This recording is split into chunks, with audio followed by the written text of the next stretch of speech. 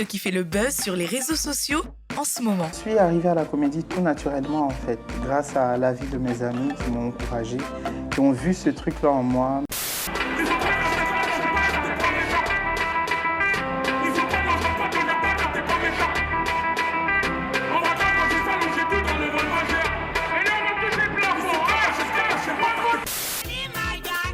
À vous d'être venu à Yamoussoukro, la ville du Bélier. J'aime ce cadre parce qu'il est vraiment convivial et quand on arrive ici, on se sent en famille. On est doué, on danse, on a des prédispositions artistiques et qui fait qu'on existe sur le plan télévisuel, pour ne pas dire radiodiffusé. Et puis, à la fin donc de tout cet élan-là, on est repéré par un ami aîné, mentor, Roger Fulgence-Cassis, qui nous fait une brèche, une ouverture et qui nous permet d'entrer à la RTI.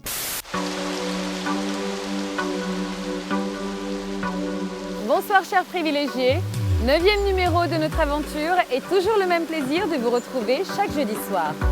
Comme la semaine dernière, nous sommes toujours à Paris, plus précisément dans le Bois de Boulogne, dans le 16e arrondissement. C'est ici que nous allons vous dévoiler tout le contenu de notre alléchant programme du jour. Bienvenue dans Privilège.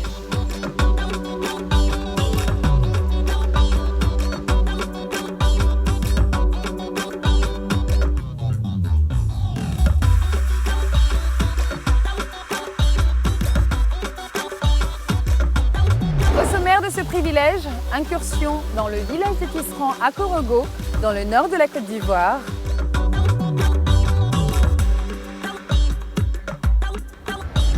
Rencontre avec Hervé Barbereau, le maître de l'hypnose.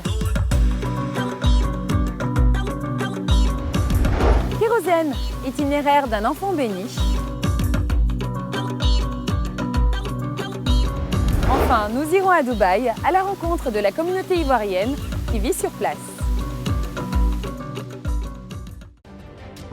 Démarrons tout de suite notre alléchant programme par le JT de la semaine préparé par l'ensemble de la rédaction.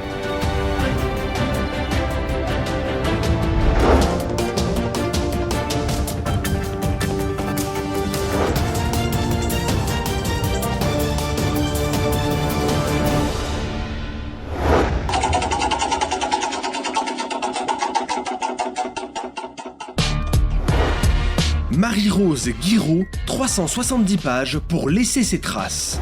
La survivante, c'est le titre du livre que vient de sortir Marie-Rose Guiraud chez Fratmat Éditions.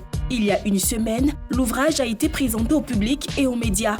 Selon l'auteur, ce livre a été écrit pour laisser une petite trace de son passage sur cette terre. C'est un petit héritage à ses compagnons humains pour leur faire comprendre que la vie est un vrai combat. Notons que les traces de Guiraud sont consignées dans 370 pages.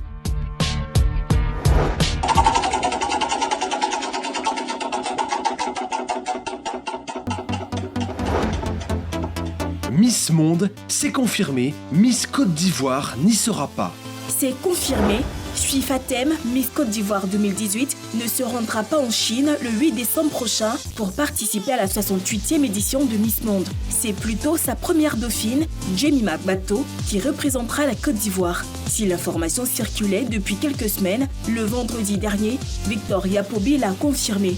Selon le président du comité, c'est une décision collective prise au sein du comité et non une sanction, comme pourraient l'interpréter certaines personnes.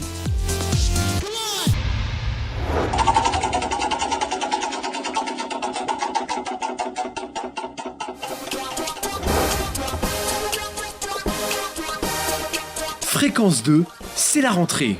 Lundi dernier, les studios de Fréquence 2 ont retrouvé leur ambiance habituelle. C'est en effet ce jour que la direction de cette station de radio du groupe RTI a choisi pour sa rentrée. En dehors du programme alléchant concocté, la nouveauté cette saison sur la fréquence jeune, c'est l'apparition de la radio filmée. Des émissions seront donc en direct sur les plateformes digitales du média. Pour ce faire, la RTI a doté la radio d'un studio moderne avec des équipements à la pointe des nouvelles technologies. Il est exactement 17h01 partout en Côte d'Ivoire. Merci de nous rejoindre en direct sur Fréquence 2, place publique.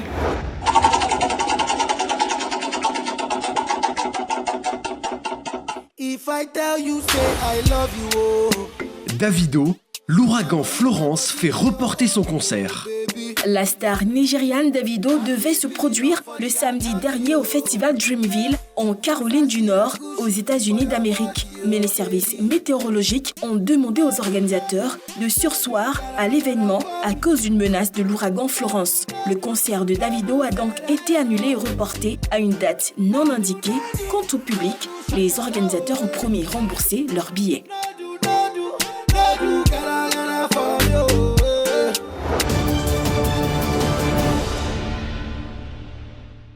Première destination de Privilège 9, le nord de la Côte d'Ivoire. La ville de Korogo abrite un village atypique.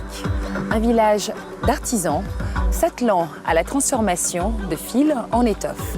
Comment travaille-t-il? Sissi Nazardine nous ouvre les portes de ce village des tisserands.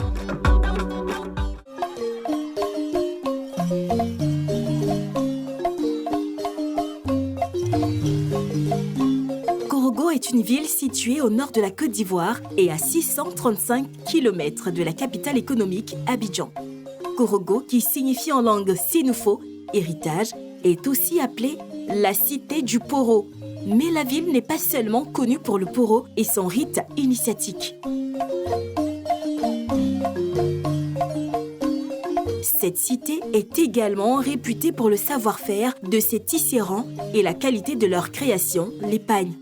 Pour rencontrer ces artisans, il faut se rendre à Ouaraniéné, dans le district de Korogo. Privilège a fait le voyage.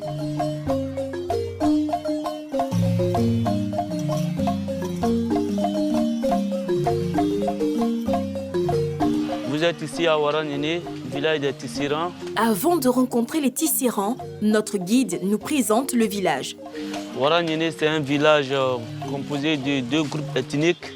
Il y a les musulmans qui sont des malinqués et des animistes qui sont des sounfous.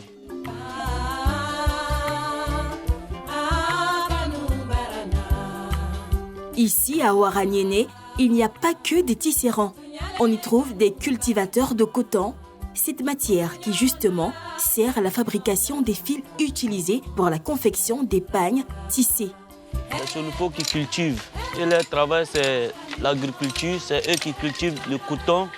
Et ensuite, le coton est transformé à l'usine. Une partie est transformée à l'usine à Boaké, l'usine de Gonfreville à Boaké, et qui est ramenée ici et tissée par les musulmans, les malinqués. Et il y a une partie aussi qui est transformée en fil local par les vieilles femmes du village. Comment devient-on tisserand et à quel âge peut-on commencer son apprentissage? Notre guide vous donne des réponses. Le travail des tisserands, c'est un travail héréditaire qui se transmet de père en fils. C'est un travail qui s'apprend dès le bas âge. À partir de 12 ans, on apprend déjà à faire le travail. Qu'est-ce qu'un tisserand? Son métier à tisser. De quoi est composé l'outil de ces braves travailleurs du tissu? Ce que vous voyez là, les bois qui sont déjà installés là. Et c'est composé de peigne qui est là, qui sert à damer, et des lisses, 2 lisses. Les 2 lisses servent à séparer les fils et le fil même, le métier contient 200 fils. Il y a 100 fils qui sont reliés à la lisse de devant et puis il y a 100 autres qui sont reliés à la lisse de derrière. Ça, c'est un maillot de vélo qui facilite l'ouverture. Et puis ça, c'est une navette qui fait passer à travers les 200 fils. Quand il appuie, il y a des pédales qui sont là. Quand il appuie sur les pédales, il y a 100 fils qui montent et puis 100 autres descendent. Et là, il fait passer la navette à travers et il dame. Ça, c'est le schéma des motifs qu'il fait qui est déjà placé ici. Quand il soulève, il sait le schéma est là, il sait quelle modification apporter pour avoir tel motif.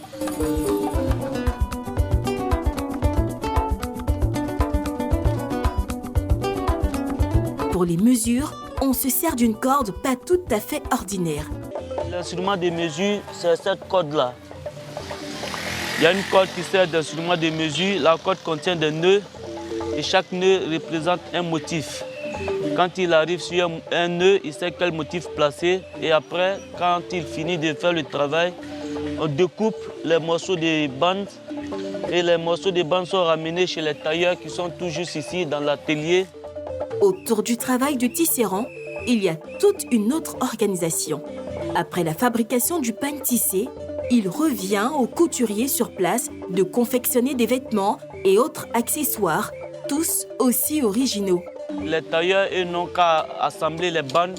Là, après ça, on a des nappes de table, des peignoirs, des ensembles de robes et des gilets comme ce que je porte là. Les bandes assemblées en étoffe peuvent servir de pagne que les femmes peuvent simplement nouer à la taille. Voilà des bandes rassemblées. Quand les tailleurs finissent d'assembler les bandes, voilà ce que ça donne. Ça, c'est un pagne attaché pour femmes. Revenons un peu en arrière pour mieux nous rendre compte du travail impressionnant de nos vaillants tisserands. Mais le travail s'est fait ici. C'est le tisserand qui fait tout le travail. Les motifs, l'emplacement des motifs jusqu'à la fin. Et ici, il y a plus de 200 tisserands qui sont installés sous un grand appartement là-bas. À l'intérieur, il y a beaucoup d'autres encore qui travaillent. À l'image de nos sociétés traditionnelles, les tisserands travaillent en communauté. Ils sont réunis en coopérative. C'est bien plus avantageux, car qui veut aller loin ne part pas seul. Ici, on travaille en coopérative. Quand on finit, tout le monde produit. Et les installations sont là, on dépose là pour vendre. Et quand on finit de vendre, il y a une partie qui revient au propriétaire, à la personne qui a produit la marchandise. Et puis il y a une petite partie qui revient à la caisse de la coopérative, qui nous permet de payer l'électricité, d'entretenir les locaux. Et voilà, ici au village, c'est ça, à Waranyene. Waranyene, un village chaleureux qui couvre un savoir-faire depuis des générations.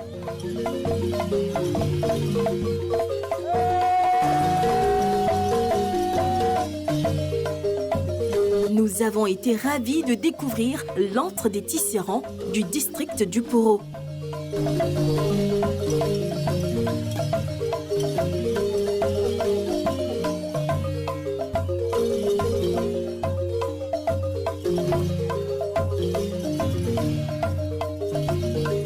Parez-vous des tissus de Waranyene? Vous nous en direz des nouvelles.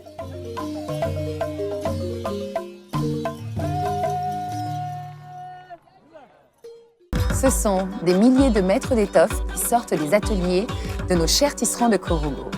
Avec des moyens conséquents et une bonne organisation, ils pourraient devenir une marque déposée. Un label qui s'exporterait partout dans le monde. Privilège numéro 9 revient tout de suite après cette pause.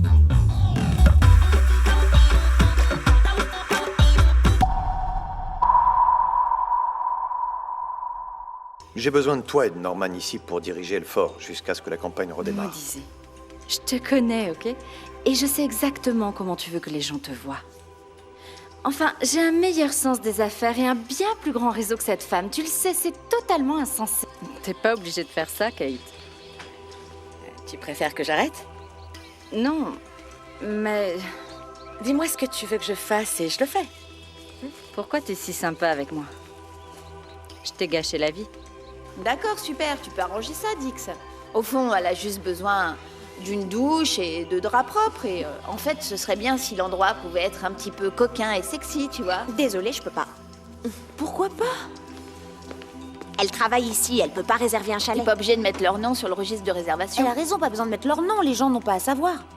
Ok, je vais voir ce que je peux faire. The Wild, la saison 2, du lundi au vendredi à 15h05 sur RTI 1.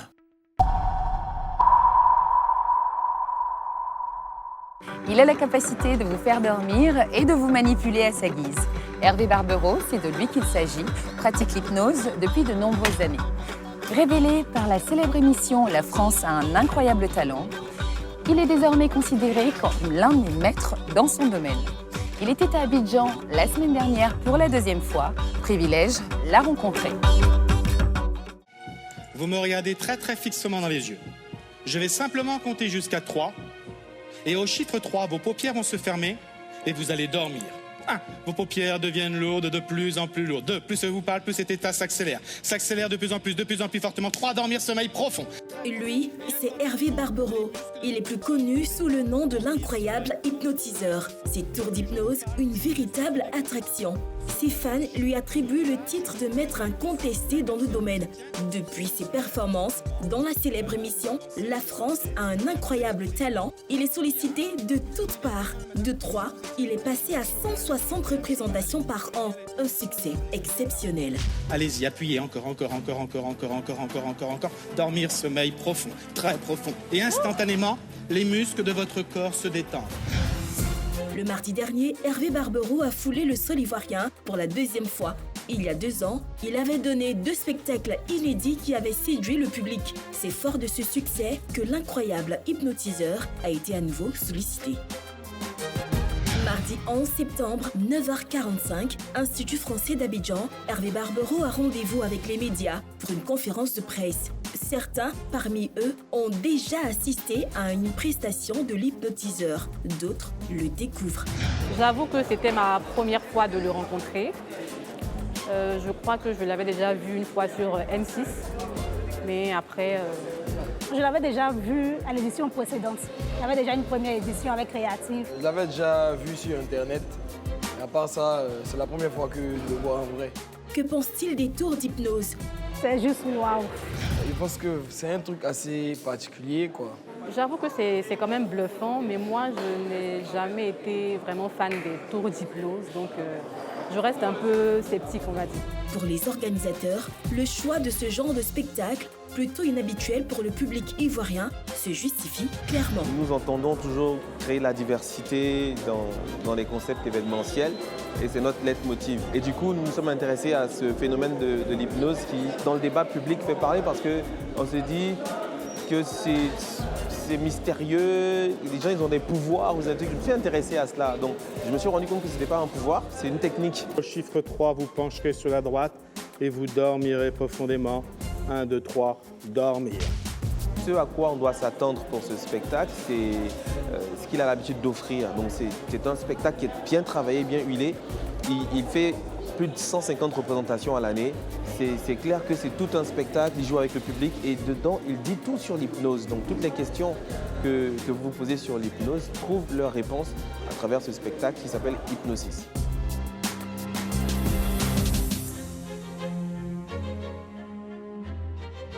Quand Hervé Barbereau se présente face à l'assistance, l'ambiance est plutôt sympathique. Et pour convaincre les plus sceptiques, Hervé Barbereau passe à l'action. Je vais compter jusqu'à 3 et au chiffre 3, ça se détache pour tout le monde, mais pas pour vous, ça reste collé. 1, 2, 3, ça se détache pour tout le monde et vous, ça reste collé. Tout redevient normal les autres, voilà, et vous, ça reste collé. Respirez normalement, vous aussi, ça se décolle. Alors, je m'adresse uniquement à la personne que je touche comme ceci. Je tire sur la main, la tête vient avec, tout est complètement collé, soudé. Impossible de décoller la main. On ouvre les yeux, monsieur, ça continue de se coller. Et vous, madame, ça continue, c'est encore plus collé. Bien collé, on ne bouge pas. Je n'étais vraiment pas moi-même. Tout ce qu'il disait, j'entendais, mais c'était sous ses ordres. On subit un truc qu'on n'aurait pas forcément accepté normalement, mais c'est comme si dès que vous êtes dedans, vous êtes complètement dedans, quoi. C'est-à-dire vous êtes vraiment entraîné par un truc qui est plus fort que vous en fait. Après sa démonstration, Hervé se livre à Privilège. Ce n'est pas son premier passage ici en Côte d'Ivoire. Après octobre 2016, il revient à Abidjan. Qu'est-ce qui explique ce retour? Ce deuxième passage, c'est simple. Suite au succès du premier passage, on a tellement eu de bons retours qu'on a décidé de réorganiser. Le plus dur, forcément, ça a été de trouver une date, puisque j'ai un agenda qui travaille à peu près avec 10 mois à l'avance.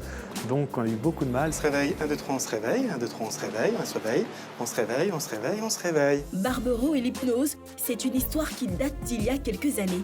Il nous la raconte. Tout ça a commencé tout simplement, j'avais une vingtaine d'années et j'ai vu ça un soir dans une conférence, ça m'a beaucoup plu et j'ai voulu apprendre. Et donc j'ai lu, mais des bouquins, parce qu'à l'époque, on n'avait pas d'Internet, il n'y avait personne qui voulait nous apprendre. Voilà, alors je suis autodidacte. Le public va compter jusqu'à 3, j'ai bien dit le public va compter jusqu'à 3, et au chiffre 3, vous vous réveillez. Au chiffre 3, on se réveille. 1, 2,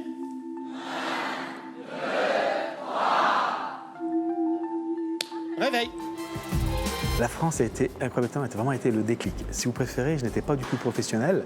À l'origine, je suis chef d'entreprise. Vous voyez, aucun rapport, j'avais 110 salariés et j'ai vendu ma entreprise et j'ai dit tiens, qu'est-ce que je pourrais faire? Je pourrais me lancer dans le spectacle et un petit peu comme ça, comme certains font une toute petite chose. Et M6 m'a dit est-ce que vous voulez participer à Incroyable Talent? J'ai dit oui et du jour au lendemain, c'était parti. Concrètement, c'est quoi l'hypnose? Pour faire très court, l'hypnose, c'est un état naturel dans lequel on se trouve tous en moyenne 6 à 7 fois par jour.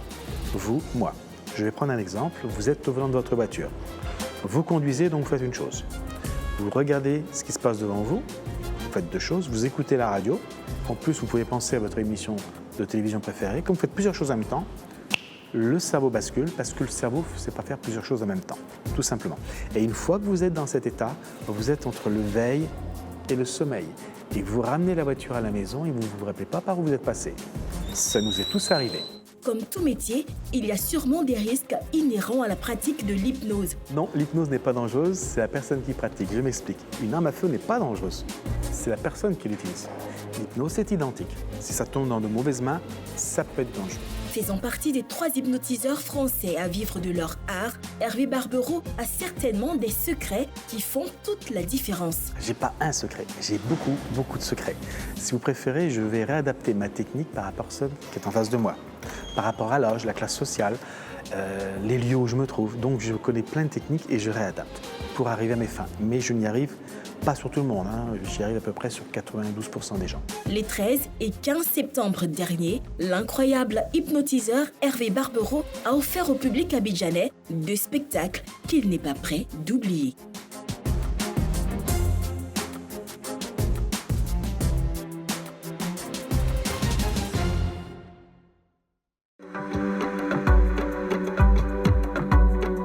L'état d'hypnose chez un individu désigne un état modifié de conscience distinct du sommeil. J'espère que vous en avez pris bonne note. C'est avec Zéphyr Connor qu'il se révèle au grand public au sein de Boulevard DJ. Quelques productions, dont le fameux concept baptisé La danse de la moto, et le duo se sépare. Mais Kérosène n'abandonne rien. Il se lance dans une carrière solo qui lui réussit plutôt bien. Voici l'histoire de l'enfant de Cyporex, devenu star de la musique.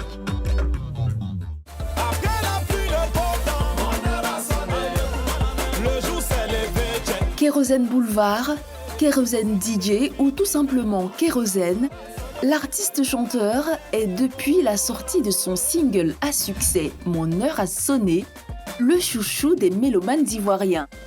Mardi dernier, Privilège est allé à la rencontre de celui qui se considère comme étant un enfant béni. 12h20, Kérosène nous donne rendez-vous dans les environs de l'école de Marie-Rose Guiraud, à la Riviera Palmeraie. C'est de là qu'en sa compagnie, nous nous rendons à son appartement, niché dans un immeuble dans le même quartier. Nous sommes reçus comme à la maison. Hey yo, la famille Privilège, bienvenue chez moi, entrez. Installez-vous à la place. Nous arrivons au bon moment. L'artiste vient de recevoir le clip de son dernier single. Le travail est à peaufiner. Malgré son emploi du temps chargé, Kérosène nous concède quelques minutes pour retracer son parcours artistique. Personne ne voulait m'écouter. Il revient notamment sur ses débuts en tant que disc jockey à Yopougon-Cyporex, le quartier qu'il a vu grandir. J'arrive à la musique par la force des choses. En fait, je devais passer le bac, j'étais en terminale, et puis il y a eu un incident qui a tout chamboulé, où ma mère n'arrivait pas à payer les coûts de mes petits frères et tout, et ça m'a vraiment marqué, donc j'ai décidé d'arrêter. Et j'ai commencé à officier comme un disc jockey en face de chez moi. Et c'est là que je fais la connaissance de mon binôme, Zéphyr Connor, du groupe Boulevard DJ, qui était le chef de cabine. Donc un samedi, pendant qu'on était en plein Atalakou en train de vendre les boissons et tout, David Herro nous voit, il voit le duo, il voit qu'il y a quelque chose. C'est comme ça que tout part, c'est là qu'on fait le groupe Boulevard DJ.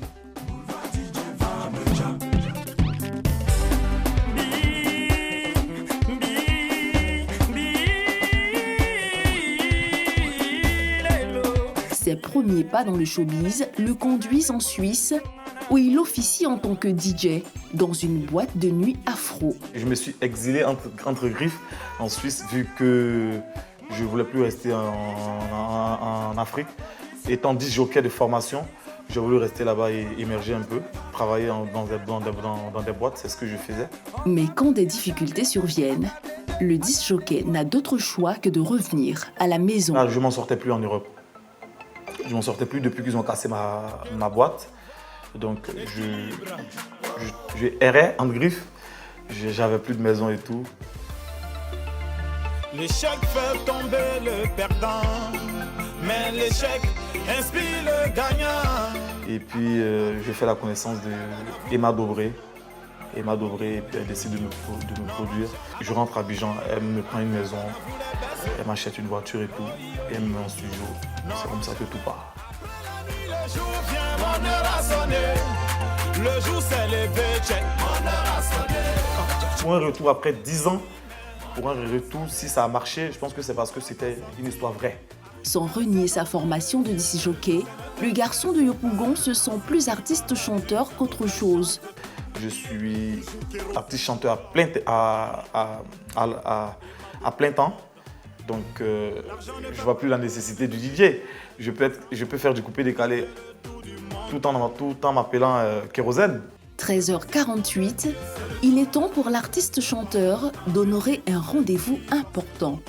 Bon, on va chez Universal, j'ai un rendez-vous là-bas. On va faire un tour au studio. J'ai une chanson à terminer là. 14h46, le chanteur est reçu par son éditeur. 51 minutes plus tard, les deux hommes en ont fini pour ce jour. Il est 15h37 lorsque Kérosène quitte la Riviera Golf. Prochaine destination, Faya. Yopougon, 501 bar. Le silence n'est pas un oubli. Avec dignité, on a broyé du noir, mon petit Mosesso. Bénis-moi, bénis-moi. Bénis-moi, j'aime trop cette chanson. Le silence n'est pas un oubli. C'est Momo Wang, son arrangeur, qui l'accueille. Les deux hommes se mettent aussitôt au travail.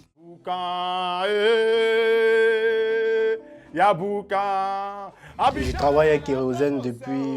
C'est difficile de définir, mais ça fait un moment qu'on travaille ensemble quand même. Voilà. Oh, Saga Pichichi, aïe, Jean-Olivier Akuno. Il est quand même un peu ennuyé souvent, mais après, il laisse aussi l'arrangeur s'exprimer parce que chacun a son boulot. Il laisse les gens s'exprimer, mais il est quand même un peu ennuyé. Même si c'est chaud, comment Ivoirien recule pas. Dans un peu plus d'un mois, le 24 novembre plus précisément, Kérosène fera le grand saut. Il part à la conquête de la mythique salle Anoumabo du Palais de la Culture. En toute humilité, j'aimerais demander à tous les Ivoiriens qui me regardent, à tous ceux qui aiment mes chansons, à tous ceux qui aiment Kérosène, qui aiment ma personne. Je vous invite, je compte sur vous pour ce 24 novembre au Palais de la Culture. Donnez-moi la force. Bonne chance. Bonne chance au frérot parce que c'est quelqu'un de talentueux et il mérite de remplir même à fond la salle. Alors bonne chance, nous on sera là-bas pour soutenir. Abidjan à la Brabosa, rien ne peut les effrayer. Même si c'est chaud, comme un Ivoirien recule pas. Djouma Saïdo et Bouékwasi. Première ville des Émirats Arabes Unis, Dubaï compte une importante communauté ivoirienne. Comment vivent-ils? Comment s'organisent-ils? Tony Touré était au cœur de cette communauté, située dans le golfe Persique. En plein désert, aux Émirats Arabes Unis, une ville trône majestueusement, Dubaï. Elle est l'expression même de la démesure d'une vie de rêve. D'une ville propice au tourisme, construite sur une superficie de 4114 km², Dubaï est la première ville de la péninsule arabique qui compte 7 émirats. Elle est peuplée d'1 million d'habitants. Il y a quelques semaines, Privilège a fait le voyage jusque dans le golfe Persique pour vous faire découvrir Dubaï. Mais nous sommes surtout allés à la rencontre de la communauté ivoirienne qui y vit. Jean-Paul Ouahi est ivoirien. Il vit à Dubaï depuis des années. Président de la communauté ivoirienne dans cette ville, c'est avec lui que nous allons parcourir Dubaï. Bonjour, je suis Jean-Paul Ouahi, président de la communauté ivoirienne à Dubaï. Je serai votre guide pour aujourd'hui. La première des choses dont Jean-Paul nous parle, ce sont les points chauds de cette ville. Les coins chauds des Africains à Dubaï, il y a, on va dire, Kiza, qui est une boîte nigériane qui existe depuis peut-être 2 ans, qui regroupe pas mal de nationalités. Ensuite, vous avez Africana, qui est une des plus vieilles boîtes de Dubaï, avec un orchestre congolais qui nous fait de la rumba très souvent. C'est super, super génial. Et ensuite, il y a le Garage African Club.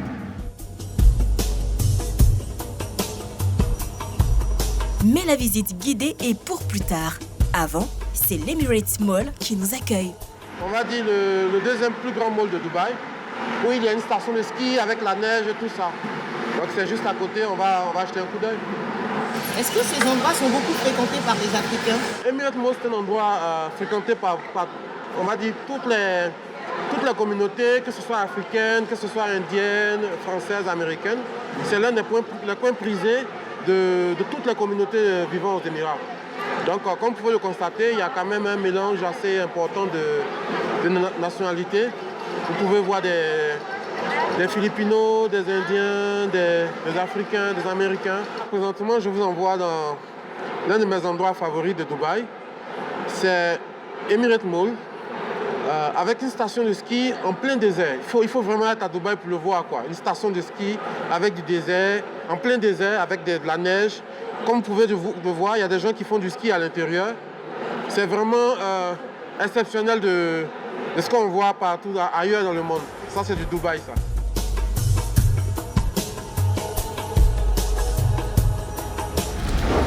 Tu nous as emmenés où, là? Là, nous sommes à Atlantis, l'un des endroits les plus chics de Dubaï. Avec, il y a là l'Aquapark et là l'hôtel Atlantis, qui est vraiment l'un des hôtels les plus luxueux de Dubaï. La vue est effectivement imprenable. Elle nous offre un balai de belles voitures. Ici, l'expression « se faire plaisir » prend tout son sens.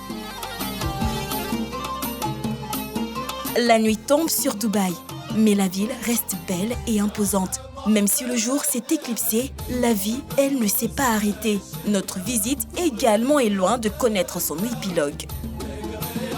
Toujours avec Jean-Paul, nous nous dirigeons vers une nouvelle destination, le marché de Dubaï. Dera se présente à nous dans toute sa splendeur. Maintenant, direction notre Adjamé, le marché de Dubaï, un marché populaire de Dubaï, qui fait office qui ressemble à notre Adjamé de chez nous, là. Mais ne riez pas parce que c'est pas comme Adjamta là, parce que ici là, c'est un Adjamé, comme on va dire, assez fashion. Donc on fait un tour là-bas rapidement pour voir ce que ça donne. Maintenant nous sommes à Dera, c'est le marché, c'est notre Adjamé national ici à Dubaï, où vous avez toutes les boutiques de Dubaï, tous les shops, on va dire les boutiques des Africains, vous avez tous les Africains qui sont ici, vous avez toutes les nationalités. Donc on va visiter un peu le marché, vous allez voir des étalages d'Africains, on va dire de différentes nationalités.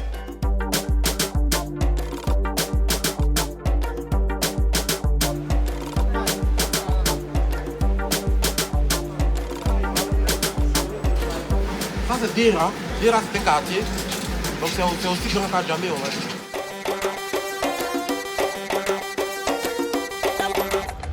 Ici nous sommes au marché de poissons de Dubaï. Comme vous pouvez le voir, il ressemble plus à un monde qu'à un marché.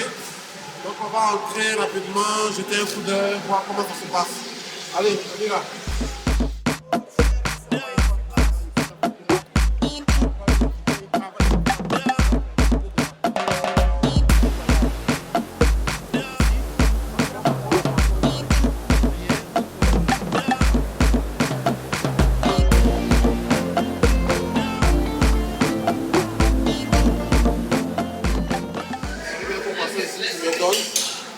donne et il le nettoie, il le découvre comme tu veux.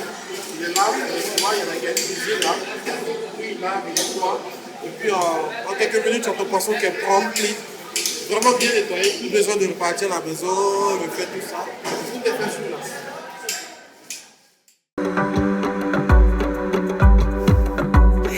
Une petite pause et on se retrouve pour la dernière partie de Privilège.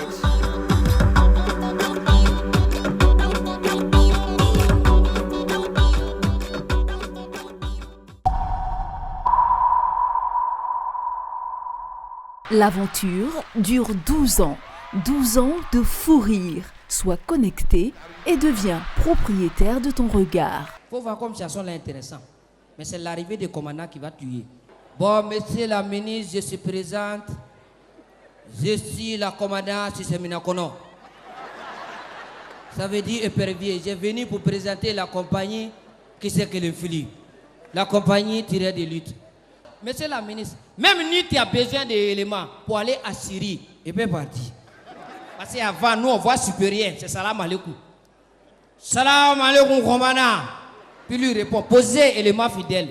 Mais on a évolué. Il faut le voir. Je suis au Syrie. Revivez les grands moments de Bonjour de 2006 à 2018, tous les vendredis à 20h50 sur RTI 1. Cher ami, on te parle de Bonjour depuis 12 ans. L'affaire se poursuit. Loin de leur terre natale, les Ivoiriens de Dubaï ont réussi leur intégration. Ils sont présents dans bon nombre de secteurs d'activité. Avec leurs frères des autres communautés africaines, ils ont emmené un petit bout d'Afrique dans le golfe Persique. Principale ville d'un État musulman, Dubaï sait aussi faire la fête. La nuit, les espaces de divertissement s'offrent aux noceurs à l'instar des capitales occidentales. Le premier qui ouvre ses portes est le nightclub, le Garage Club. Ici, Consti DJ est notre hôte. On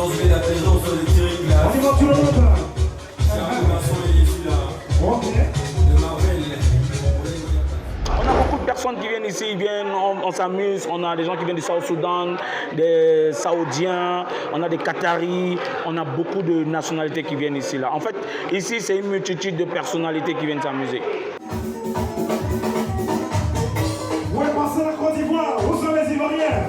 Levez la main, les Ivoiriens, levez la main, levez la main. Quel genre de musique on joue ici? Toutes les musiques africaines, même si c'est les anciens morceaux de nous, on ne sait jamais, je joue. Donc c'est l'Afrique d'abord. Maintenant après, on peut varier parce qu'il y a parfois des Européens qui nous rendent visite. Et puis bon, quand ils viennent dans ton club, tu es obligé au moins de faire un pas, aller vers eux et ils vont vous dire on veut ça, on veut tant. Et puis en fait, c'est comme ça.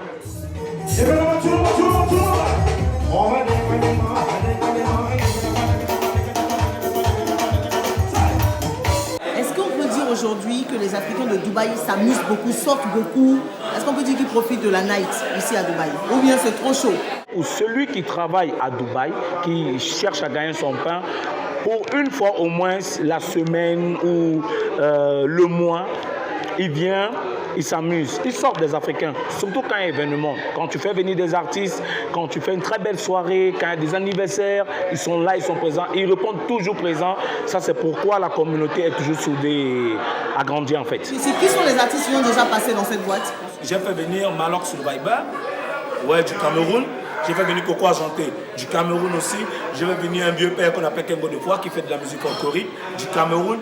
Et récemment, on a fait un dernier spectacle, un carton total avec la voix d'ange, celui qui fait peur aux oreilles. Venom le cascadeur depuis la Côte d'Ivoire. Voilà, ça tue. Toujours Abidjan.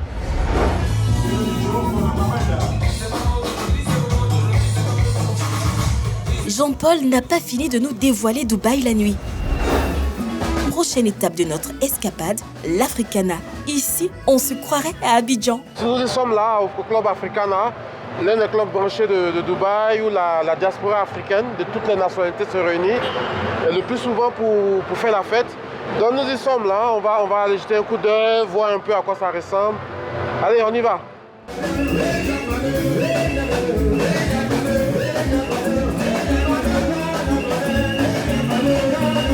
Sassa, le président du groupe musical qui s'est produit, nous en dit plus sur l'ambiance et sa formation. Nous sommes ici depuis 2002. Jusqu'à aujourd'hui, on est là comme les musiciens congolais, les musiciens africains à Dubaï.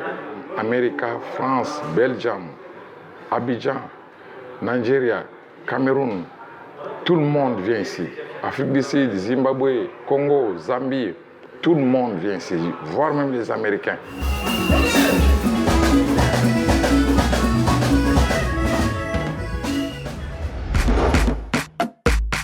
Nous sommes le lendemain. Jean-Paul nous reçoit dans un autre décor. Premier responsable de la communauté ivoirienne vivant ici, à Dubaï, il est très actif pour l'intégration et le bien-être de ses compatriotes. Au dernier recensement, nous avions environ 500 personnes, qui effectivement n'est pas le chiffre définitif parce que nous continuons encore, le recensement il continue. Depuis quand ça existe de façon formelle, on va dire? Oh, la communauté ivoirienne ici, de manière formelle, existe, on va dire, depuis 2009. Il y a eu, on va dire, des doyens qui étaient là avant, qui ont monté la communauté, mais c'était moins formel, on va dire. Comment se fait l'intégration d'un nouveau membre? Pour l'intégration d'un nouveau membre, c'est-à-dire d'un Ivoirien qui arrive à Dubaï, ça dépend. Est-ce que cette personne vient pour des achats, pour séjourner, pour des vacances, ou cette personne vient pour du boulot et reste définitif? Dans ce cas-là, nous prenons cette personne en charge dans la mesure où nous avons, dans notre bureau, nous avons des délégués de l'intégration. Justement, nous avons fait des délégués de l'intégration qui sont chargés de récupérer cette personne et l'aider dans les tâches administratives déjà. Si possible, même lui trouver un boulot, si c'est faisable. Si c'est pour des achats, aussi pareil, parce qu'il faut dire qu'il y a beaucoup de problèmes comme des jeunes footballeurs qui sont arnaqués, qui viennent ici pour pouvoir jouer et qui sont, en fait, c'est juste des gens qui profitent pour les escroquer. Donc, nous avons tout un système pour pouvoir les aider et les insérer dans la vie à Dubaï. C'est ici que s'arrête notre voyage.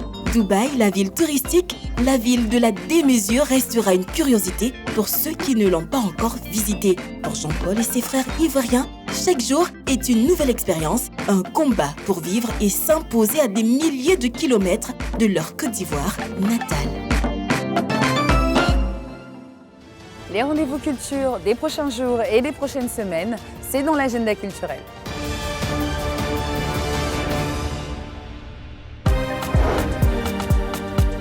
La prochaine édition des Summer Stage, qui se déroulera en été 2019, verra la participation du groupe Magic System. Le quatuor ivoirien apportera une note africaine à ce festival qui se déroulera à Central Park à New York. Autre info, Asalfo et ses amis préparent également leur prochain album. Pour l'heure, ni le titre ni la date de sortie n'ont été communiqués. Intitulé Vents et marées, hommage à Michel Tadjo, une exposition a lieu depuis le 12 septembre dernier à la Rotonde des Arts Contemporains d'Abidjan. Elle vise à célébrer cette grande écrivaine ivoirienne de renommée mondiale, Grand Prix littéraire d'Afrique noire en 2005. Initiée par sa fille, Michel Tadjo, cette exposition d'œuvres picturales et sculpturales se déroule dans le cadre du 20e anniversaire de son décès. Elle durera un mois. Du 8 au 9 novembre prochain aura lieu la 3e édition du Festival international de la mode d'Abidjan, FIMDA. Lancé le mercredi 12 septembre dernier, cet événement vise à promouvoir la mode ivoirienne, mais aussi africaine. Le thème choisi cette année par les organisateurs est Mode, art et social. Le social et la lutte contre les cancers des femmes seront abordés pendant ces 2 jours. Des stylistes et accessoiristes d'Afrique et d'ailleurs prendront part à cet événement.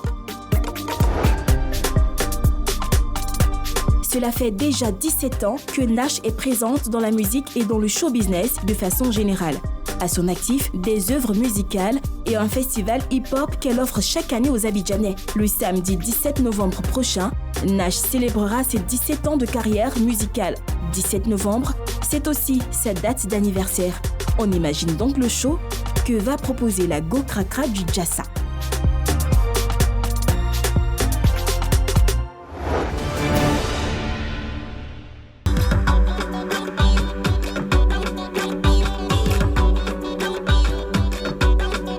C'est tout pour cette semaine. Nous avons pris plaisir à être en votre compagnie. Privilège revient jeudi prochain. Au revoir.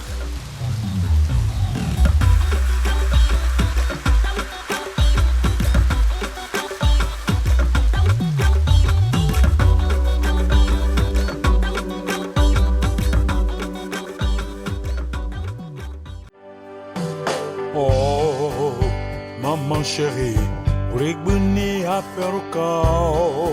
Otis Reading, c'est les slow, le show c'est James Brown et ça m'a permis de faire une synthèse de tout ça parce que quand on est chanteur, quand on se forme avec un peu de tout. Puis après tu fais ta synthèse pour que ça ressemble à quelque chose de potable. C'est ce que j'ai fait.